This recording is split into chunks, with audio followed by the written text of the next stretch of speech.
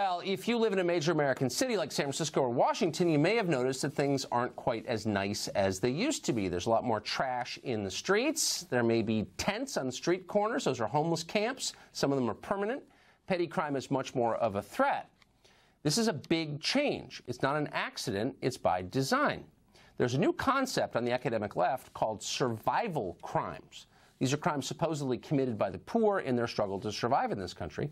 And in response to the existence of these survival crimes, the left is now not calling them crimes.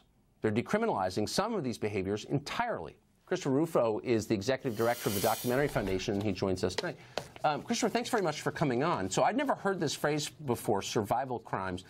Have I characterized it correctly, and what are its implications for the rest of us? You have. Survival crime theory is basically the idea that vulnerable populations, such as the homeless, should be exempt from laws against public camping, public drug consumption, and theft because, in effect, society has forced them to commit these crimes to ensure their basic survival. And this idea has been percolating in obscure academic journals since the late 1980s. But what's happening now is that it's actually become public policy in major American cities. Here in Seattle, some of the members of the social activist class have now basically created a policy regime in accordance with survival crime theory, and the results have been catastrophic. We now have in King County more than 6,000 people sleeping on the streets, and my contacts in law enforcement tell me there is the explicit and implicit directive to basically let this happen. And at this point, the city of Seattle's property crime rate is 250% higher than Los Angeles, and an eye-popping 400% higher than New York City. So what this really is a guilt transfer, isn't it? I mean, so it used to be when someone made your life worse, made your neighborhood uglier, stole from you, it was that person's fault.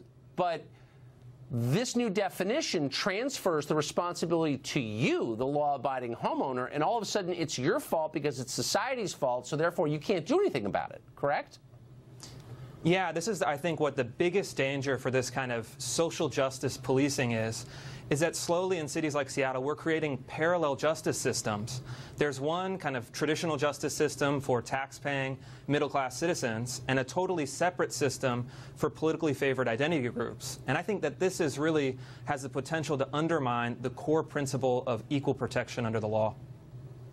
I mean, at a certain point, are people going to start to say, you know, I don't want to live around people who victimize ordinary Americans, the homeless encampment, and I don't want to live around the politicians who make the homeless encampment possible. Aren't normal people going to leave? I mean, I wouldn't live near that on a dare. Would you?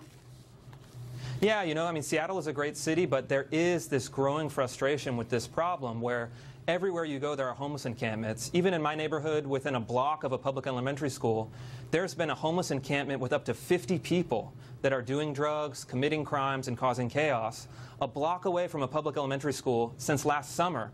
And there's been no response from the city government, despite hundreds of complaints over months and months and months. And I think we're reaching a point where normal, everyday, tax-paying citizens are fed up, and this kind of government by ideology that's totally blind to the impact that it's having on real citizens is hopefully going to start to face some consequences as we move forward with the municipal elections later this year.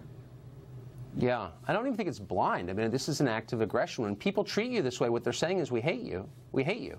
I mean, I don't know the other message.